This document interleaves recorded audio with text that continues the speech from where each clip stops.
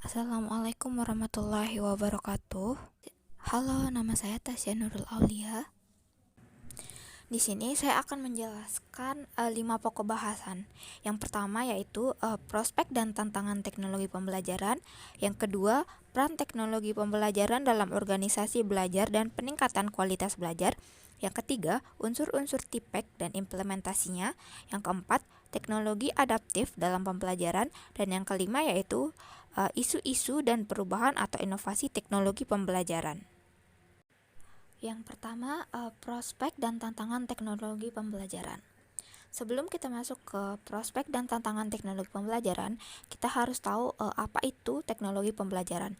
Jadi, teknologi pembelajaran atau instruksional teknologi adalah suatu bidang yang secara sistematik memadukan komponen sumber daya belajar yang meliputi orang, isi ajaran, media atau bahan belajar, peralatan, teknik, dan lingkungan yang digunakan untuk membelajarkan peserta didik pada semua jalur jenjang dan jenis pendidikan. Ciri utama dari perkembangan teknologi pembelajaran adalah yang pertama, menerapkan pendekatan sistem, yang kedua, menggunakan sumber belajar seluas mungkin, yang ketiga, bertujuan meningkatkan kualitas belajar manusia, dan yang keempat yaitu berorientasi kepada kegiatan instruksional individual. Sesuai tugas dan fungsinya, pengembang teknologi pembelajaran harus bisa menghasilkan produk-produk berupa model pembelajaran inovatif berbasis TIK, media pembelajaran, dan aplikasi e-learning. Model-model pembelajaran berbasis TIK kini telah berkembang seiring dengan perkembangan iptek, khususnya teknologi komunikasi dan teknologi informasi atau teknologi komputer, seperti model pembelajaran online dan e-learning. Adapun model pembelajaran yang mencampur penggunaan berbagai pendekatan dan media yang dikenal dengan blended learning atau hybrid learning. Prospek dan tantangan dalam teknologi pembelajaran merupakan harapan dan kendala atau hambatan tertentu dalam teknologi pembelajaran sebagai alat bantu untuk menyelesaikan setiap permasalahan pendidikan di era globalisasi. Pendidikan adalah cara mempersiapkan manusia untuk menghadapi setiap tantangan yang ada karena perkembangan zaman pembangunan. Kita didik untuk memasuki dunia kerja baru pada abad ke-21. Framework pembelajaran abad 21 adalah kemampuan berpikir kritis dan pemecahan masalah, kemampuan berkomunikasi dan bekerja sama, kemampuan mencipta dan membaharui atau creativity and innovation skill, mampu mengembangkan kreativitas yang dimilikinya untuk menghasilkan berbagai terobosan yang inovatif, literasi teknologi informasi dan komunikasi, kemampuan belajar kontekstual atau contextual learning skills, dan kemampuan informasi dan literasi media. Karakteristik model pembelajaran abad ke-21 yaitu 1. Pembelajaran diarahkan untuk mendorong peserta didik mencari tahu dari berbagai sumber informasi, bukan dari tahu atau discovery learning. 2. Pembelajaran diarahkan untuk mampu merumuskan masalah atau menanya, bukan hanya menyelesaikan masalah atau menjawab.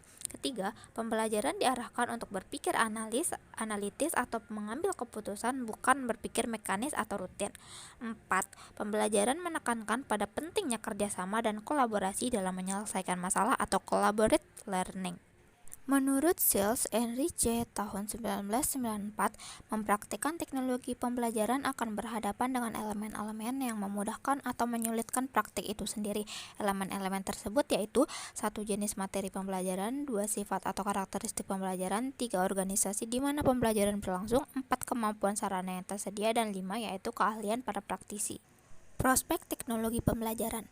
Pertama, dapat menciptakan masyarakat berpengetahuan. Yang kedua, meningkatkan efektivitas pembelajaran. Yang ketiga, teknologi pembelajaran dapat digunakan untuk menghubungkan setiap ruang dan waktu.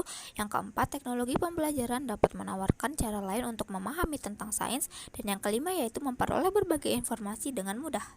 Tantangan teknologi pembelajaran adalah yang pertama yaitu kurangnya kompetensi guru dalam menggunakan TIK, yang kedua kesulitan guru dalam membuat desain pembelajaran, yang ketiga perubahan sosial siswa, 4. Kurangnya akses internet, 5. Kurangnya dukungan teknis, 6. Terbatasnya waktu saat proses pembelajaran berlangsung, 7. Kurangnya semangat siswa dalam belajar. Itulah pembahasan tentang prospek tantangan teknologi pembelajaran. Kemudian yang kedua yaitu peran teknologi pembelajaran dalam organisasi belajar dan peningkatan kualitas pembelajaran. Peran teknologi pembelajaran dalam organisasi belajar. Organisasi belajar sebagai suatu organisasi di mana para anggota dari suatu organisasi secara terus-menerus memperluas kemampuannya untuk terus berkeinginan belajar dan mengembangkan potensi diri atau team learning.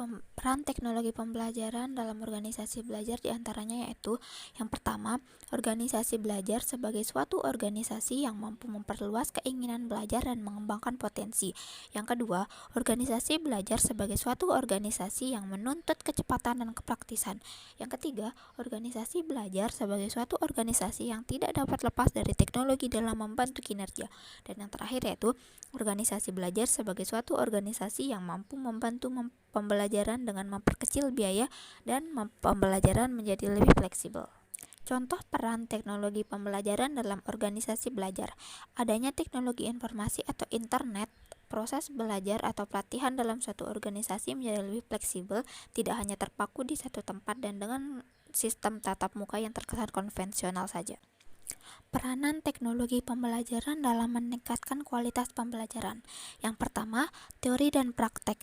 Teori terdiri dari konsep, bangunan atau konstruk, prinsip dan proposisi yang memberi sumbangan terhadap khasanah pengetahuan, sedangkan praktek merupakan penerapan pengetahuan tersebut dalam memecahkan permasalahan. Yang kedua, desain, pengembangan, pemanfaatan, pengelolaan, dan penilaian. Kawasan desain merupakan sumbangan teoretik terbesar dari teknologi pembelajaran untuk bidang pendidikan yang lebih luas. Demikian pula, kawasan pengembangan telah menjadi matang dan memberikan sumbangan terbesar untuk praktek. Sebaliknya, kawasan memanfaatkan secara teoritis maupun praktis masih belum berkembang dengan baik. Ketiga, proses dan sumber. Proses adalah serangkaian operasi atau kegiatan yang diarahkan pada suatu hasil tertentu. Pengertian proses mencakup tata urutan yang terdiri dari masukan, kegiatan, dan keluaran. Sedangkan sumber ialah asal yang mendukung terjadinya belajar, termasuk sistem pelayanan, bahan pembelajaran, dan setting lingkungan. Sumber belajar tidak terbatas hanya bahan dan alat yang digunakan dalam proses pembelajaran, namun juga mencakup tenaga, biaya, dan juga fasilitas. Yang terakhir yaitu keperluan belajar. Tujuan teknologi pembelajaran adalah untuk memacu atau merangsang dan memicu atau menumbuhkan belajar. Dalam definisi disebutkan bahwa belajar menyangkut adanya perubahan yang relatif permanen pada pengetahuan atau perilaku seseorang karena pengalaman.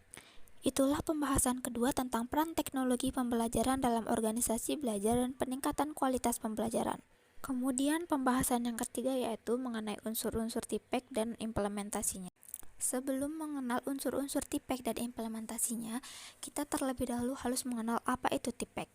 Jadi, TIPEK atau Technology Pedagogical Content Knowledge adalah gambaran unik bagaimana guru mengintegrasikan teknologi, metode, dan materi ajar menjadi suatu kesatuan yang selaras.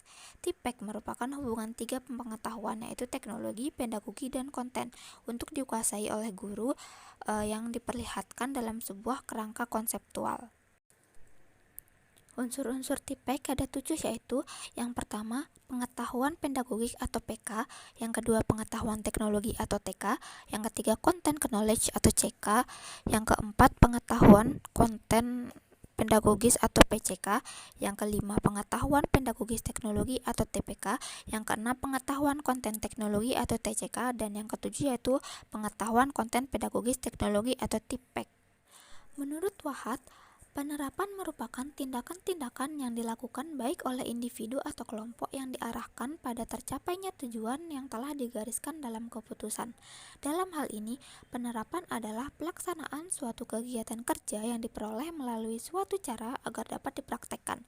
Menurut Kamus Besar Bahasa Indonesia atau KBBI, penerapan adalah suatu perbuatan mempraktekkan suatu teori, metode, dan hal lain untuk mencapai tujuan tertentu dan untuk suatu kepentingan yang diinginkan oleh suatu kelompok atau golongan yang telah terencana dan tersusun sebelumnya. Pengertian penerapan TIPEK dalam pembelajaran.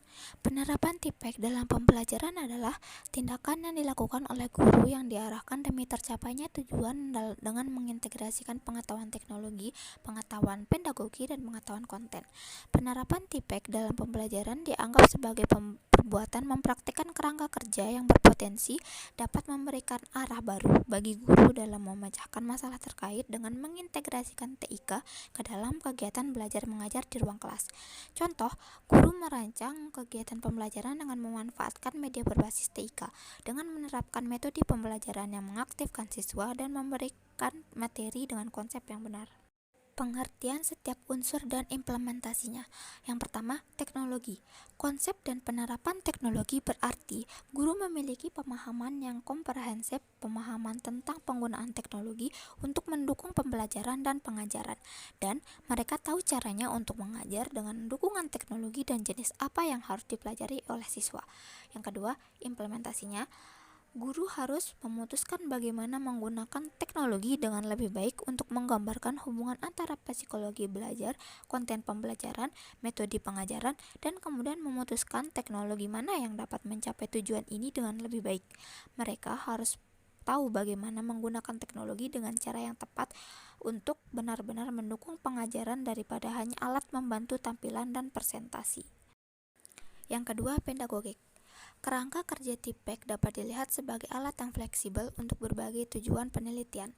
Menurut Misra dan kawan-kawan 2010, kerangka TIPEK tidak menawarkan arahan mengenai pendekatan pedagogis apa yang berguna. Hal ini sejalan dengan pandangan Brantley Dias dan Edmer 2013 yang menggambarkan TIPEK cocok untuk berbagai orientasi pedagogis. Kemudian, implementasinya. Instrumen yang secara aktif digunakan dan dimodifikasi yang disebut survei pengetahuan guru mengajar dan teknologi mengukur pengetahuan pedagogis guru menggunakan pernyataan sebagai berikut. Saya tahu bagaimana menilai kinerja siswa di kelas. Saya dapat menyesuaikan pengajaran saya berdasarkan apa yang saat ini dipahami atau tidak dipahami oleh siswa. Saya tahu bagaimana mengatur dan memelihara manajemen kelas.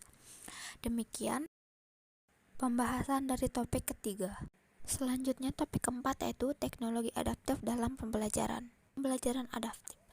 Pembelajaran adaptif merupakan sebuah metode pendidikan yang mengimplementasi kemajuan teknologi. Pembelajaran adaptif sering dikenal dengan pengajaran yang berfungsi mengatur pola interaksi para siswa atau murid dalam melakukan aktivitas pembelajaran. Kemudian, tujuan adaptif teknologi pembelajaran untuk menyesuaikan jalur pembelajaran pelajar agar sesuai dengan kebutuhan individu dalam belajar menggunakan pembelajaran berbantuan teknologi. Ada 3 tingkatan untuk mencapai pembelajaran adaptif yang dipersonalisasi. Yang pertama, menyesuaikan strategi pembelajaran berdasarkan perbedaan karakteristik individu atau melingkar. Yang kedua, menyesuaikan strategi pengajaran yang dikombinasikan dengan perbedaan dan perubahan kinerja individu saat ini atau ellipse horizontal. Yang ketiga, menyesuaikan strategi pembelajaran yang dipadukan dengan perbedaan dan mengubah visi pengembangan pribadi atau ellipse vertikal. Ketiga pendekatan tersebut dapat diimplementasikan dengan menyesuaikan pengajaran secara adaptif berdasarkan pengambilan keputusan berbasis data. Dalam hal ini, konsep pembelajaran adaptif yang dipersonalisasi diusulkan dan digunakan sebagai pendekatan pedagogis baru yang dimungkinkan oleh SLE. Selain itu, elemen inti dan konsep inti pembelajaran adaptif yang dipersonalisasi disajikan melalui analisis komparatif antara pembelajaran yang dipersonalisasi dan pembelajaran adaptif, dan kerangka pembelajaran adaptif yang dipersonalisasi dengan demikian dibangun dalam format yang divisualisasikan.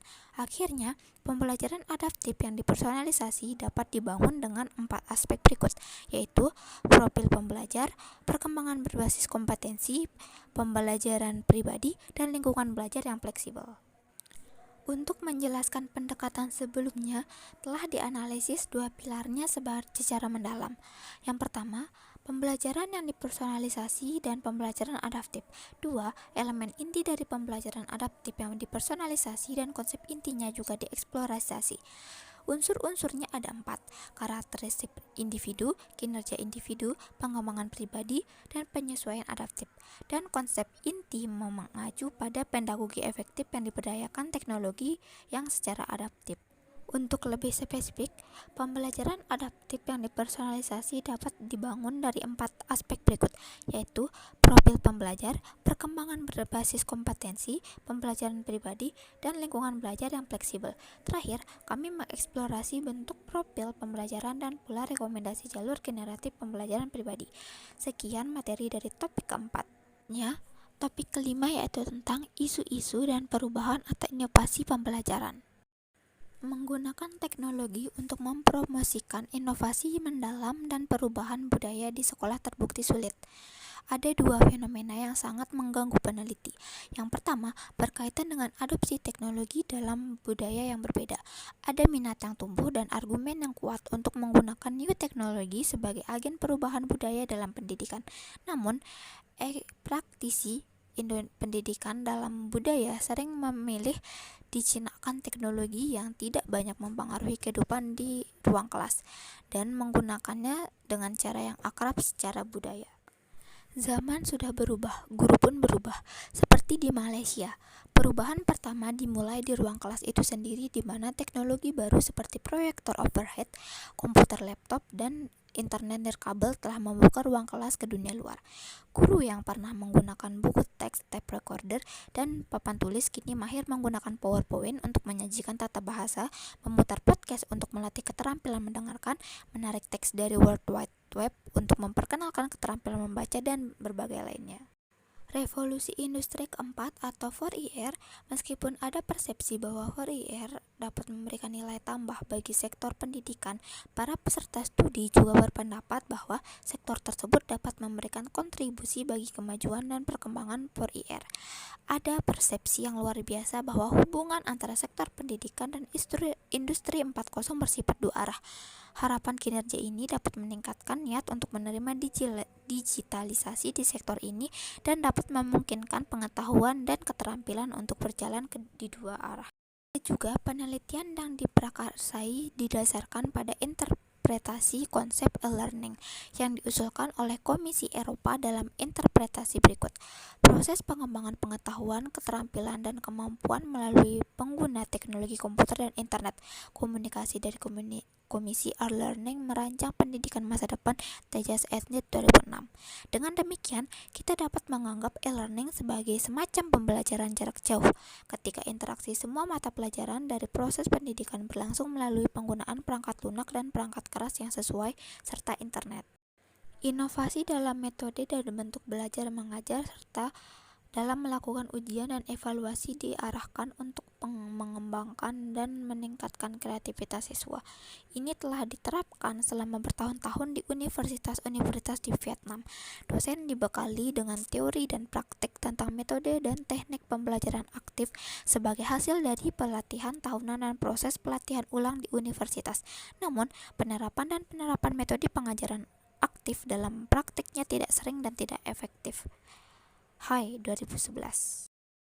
Sekian dan terima kasih telah menonton video dari awal sampai akhir. Sampai jumpa.